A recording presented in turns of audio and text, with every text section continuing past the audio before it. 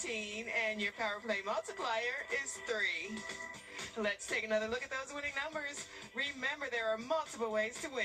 We'll see you back here Wednesday night. Good night, everyone. Live from Augusta, breaking news. The sound of a 90-minute standoff in Aiken County. Tense moments between a SWAT team and a man inside a home believed to have had a gun with him. We were there live at 7 as that man walked out of that home in handcuffs and was taken to a patrol car. Since then, we have been working to learn more about why deputies were called to that home in the first place. Your Audrey Dick-Herbert at that scene earlier. Here now with new details that we are learning tonight. Audrey. Well, this is what Carolina Springs looked like, full of law enforcement vehicles, deputies with guns drawn, as well as SWAT and negotiators on scene. Obviously, a sight neighbors tell me they aren't used to seeing. We are still working tonight to find out who the suspect is, their charges, and why this happened. But here's a look at the moment someone left the home with their hands up. Officials say the suspect was taken into custody without incident, which all stemmed from a disturbance call involving a gun that turned into a person deputies say was refusing to come out of a home. But here's what neighbors are telling us. They say they started to see flashing lights and a heavy police presence around 6. Then they heard them over the speakers asking the suspect to come out peacefully, never expecting this to happen on their own street. Nothing like this. We've had fires and stuff like that here and there, but nothing to this extent that I know about. I've been here for over 7 years now, so yeah, it's crazy. Didn't know exactly at first. I was like, what the heck? And then after I noticed, it's like, oh, okay, this is actually happening. You only watch it on TV. You never see it happen right down the street from you. Officials tell us we'll receive more information on the suspect in the morning. But until then, we are working on how and why this all started, and we'll keep you updated. Audrey, thank you for that. Now to another breaking news alert. This one out of Columbia. A former gas station owner has been found not guilty in the shooting death of a teenager there. Prosecutors argued that Rick Chow shot and killed the teenager after falsely accusing him of stealing a water bottle from Chow's store. That happened back in 2023. The defense in the case arguing that the teen pointed a gun at Chow's son, and that is why Chow shot the teen. People who live in the Hayes Station neighborhood sharing their frustration about a data center being built in West Augusta. Issues include claims about transparency and communication from leaders and the developer. Tonight, ahead of a possible pause on data centers, we heard from neighbors about what she wants to see happen. I want to walk away with them all voting yes to a moratorium, not just for new proposed data center, to include the Eisenhower data center. So we're saying time frame. Augusta Commission leaders are to discuss a possible pause on data centers tomorrow. Neighbors say they will be there, and we'll keep you updated on what comes out of that commission meeting. Let's switch gears, go outside, and take a look live over the station. Whew, it was a pretty night to be outside after, the rain moved out of the way, but there's some intense weather this afternoon, Em. Yeah, we had a severe thunderstorm warning for portions of our northern counties here in the CSRA, but that storm passed pretty quickly and just fizzled out for us. But now we're seeing some more showers across our South Carolina counties and bringing in some decent rainfall. Haven't really seen much lightning detected, but there have been a few bolts, so maybe a rumble of thunder or two as that continues to push south and will impact portions of Edgefield and Aiken County here probably over the next 30 minutes to maybe an hour, but heavy rainfall can be expected. Again, not anticipating anything severe, just some more rainfall, which we've been used to over the past week or so. We've had pretty consistent rainfall. Overnight tonight, things are going to stay on the mild side. We can expect to see our morning lows reach the middle 60s, so not too bad of a start for our Tuesday. Things are warming up for the afternoon, but not too much. I'll have a look at what our temperatures look like not only tomorrow, but the next 7 days coming up. Emily, thanks. In Aiken County tonight, deputies want to know if you've had any interactions with a man that they've now arrested for kidnapping and accused of impersonating an officer. 39-year-old Jonathan Willard has been arrested. That was done on Saturday after a woman says he kidnapped her on Friday. That woman told deputies she escaped from Willard in the woods after he claimed to arrest her. A witness said a car tried to run that woman over before driving away. Tonight, a former Edgefield County School District employee has filed a federal lawsuit claiming he was racially harassed and retaliated against.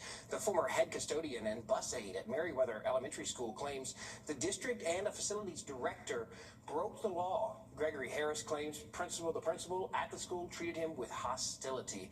Meanwhile, tonight we are learning new from the school district this response. They say in a statement it does not tolerate discrimination, harassment, or retaliation in its schools or workplaces. And because this is an ongoing investigation, it will not comment at this time. Happening now, Richmond County deputies are looking for a woman who may be in investigation. It will not comment at this time. Happening now, Richmond County deputies are looking for a woman who may be having a mental health crisis. 31-year-old Deanna Knight was last seen earlier today on Wheeler Road. Anyone with information should call the Richmond County Sheriff's Office. Knight last seen wearing blue and red scrubs with yellow socks. It is Pride Month. Despite Augusta's Pride Parade being canceled, the Pride Festival, it will go on. It will be in a new location this year at the Augusta Exchange Club Fairgrounds. The festival relocating because of construction in downtown, specifically along Broad Street. Augusta leaders believe the segment of work from 13th to 12th Street should be done by July 1st. Georgia Senate candidate Derek Dooley back in the CSRA, this time in Sandersville today. Dooley campaigning again alongside Georgia's governor. He's running against Representative Mike Collins. Tuesday, June 9th. Polls open at 7 in the morning, and they close at 7 in the evening. Nearly 7 months after Scott Seidel passed, the Augusta Players have named a new CEO.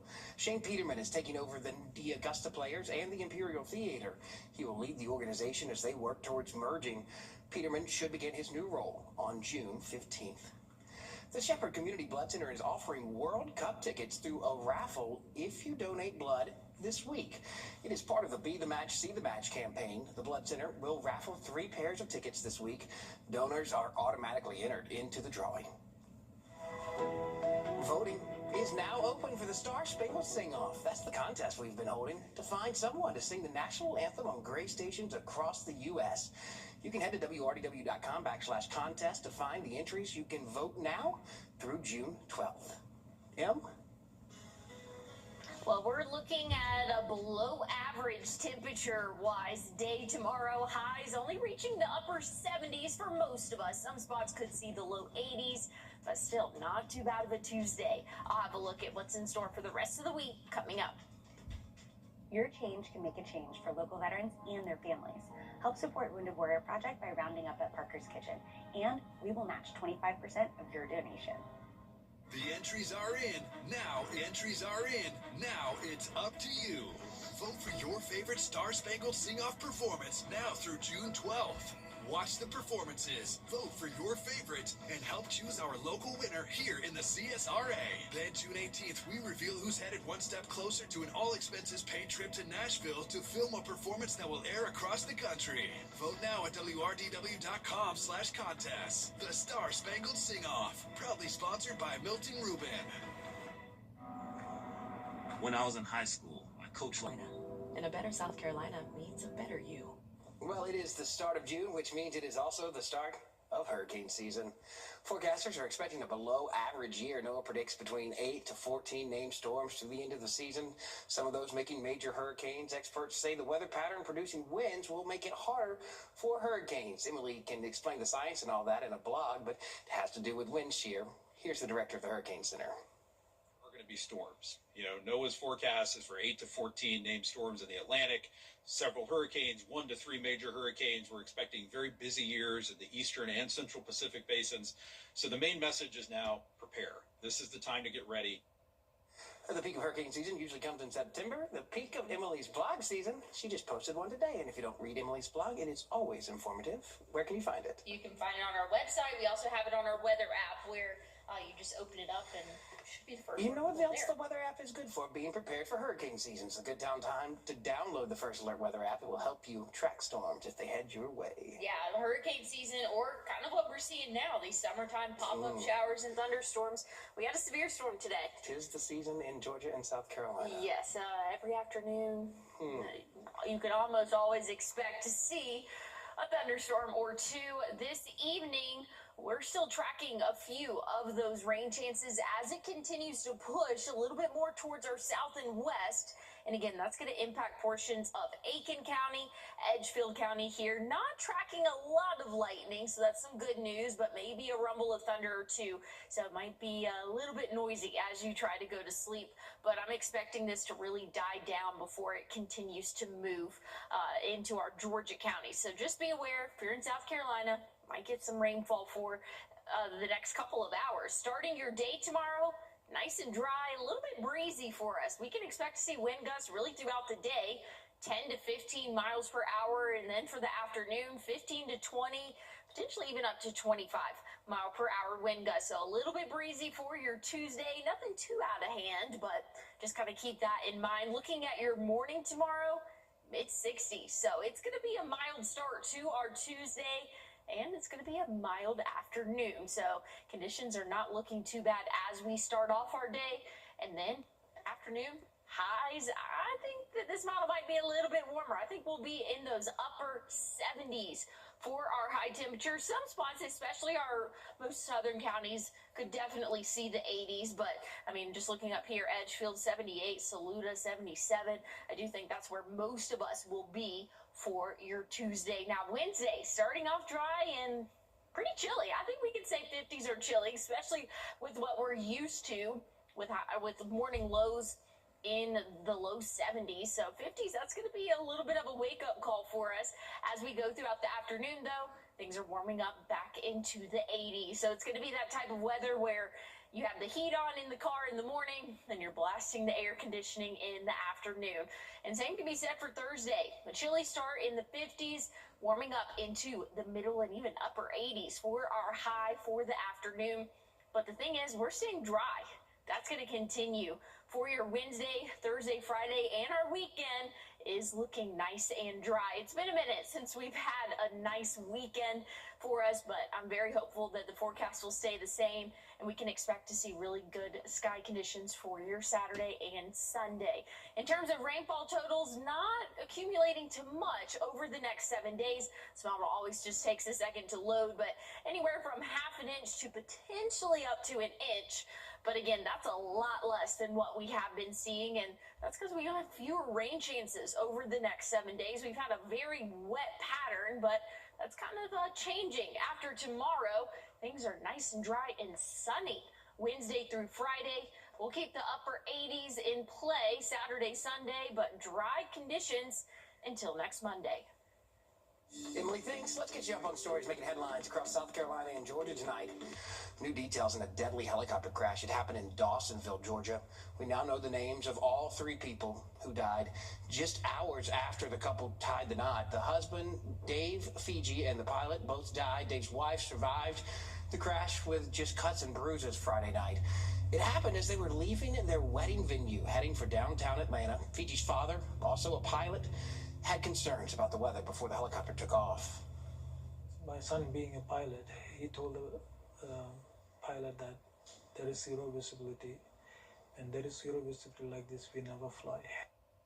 And tonight, the NTSB is now investigating that crash.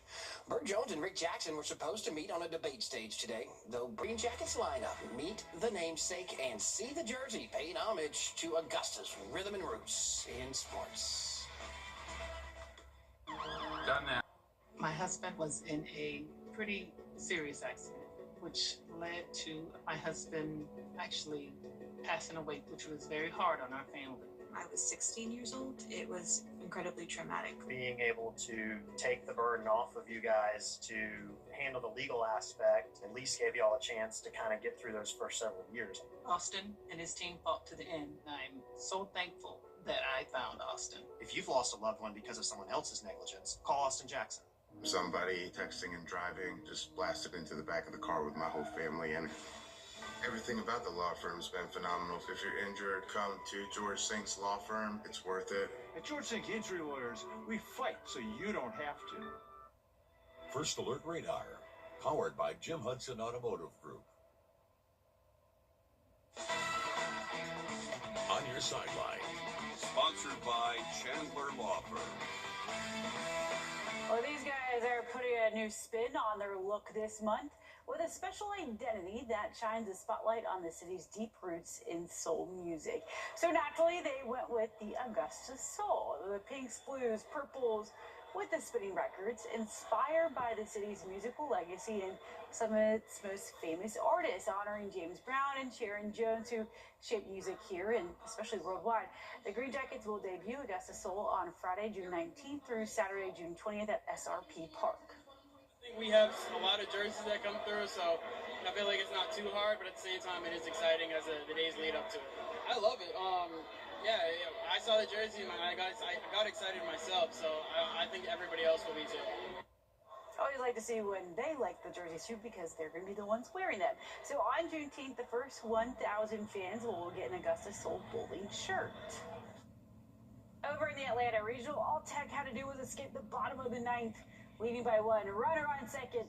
Jackson Willits of Oklahoma rips one down the right field line, and the throw at the plate, not in time. The Sooners scored to tie it up. Then it turned into a day that the Boomer Sooners would rather remember forever. One Tech would like to forget. Dane Dockey walks it off a dead center rocket. A team with all the fixings, immortality on the table this season. A spoiled dinner with one swing. Number one already out, now number two. I mean, it sucks. No other way to put it. We weren't good enough today. I mean, we had plenty of chances and didn't do it. And that's on me. It's on this guy next to me. It's on Vaughn. It's on everybody equally. And I think that's one thing that, I mean, it wasn't on any individual guy. It was on all of us. And I mean, this place hasn't gone to a regional, gotten out of a regional in a long time, and we thought we had the team to do it, and we did have the team to do it, and we just didn't get done today, and that's baseball, I guess. This wasn't just an Omaha team. This was a national championship level team. It just was. Doesn't mean, you're guaranteed anything in this game. He is right about that. The U.S. men's national team taking their preparations to the training center in Atlanta. The soccer team will practice at the Arthur M. Blank facility until playing in their next friendly on June 6th. Now, this is video of them inside the brand new Arthur M. Blank U.S. Soccer National Training Center in Fayetteville. Plenty on the roster talking about the benefits, saying players won't have to share fields, equipment, and run into scheduling conflicts with other organizations. Now, it gives the Americans an immediate advantage. It's the best, state of the art. I think, when you have something like this as a player, it makes you want to continue playing for years and years and years. So, they just put a lot of effort and energy into this, and I'm sure a lot of money as well. But we love it, and I think it's going to be an amazing home for us, and I can't wait to, continue training here. Team USA plays their official World Cup game on June 12th in Los Angeles.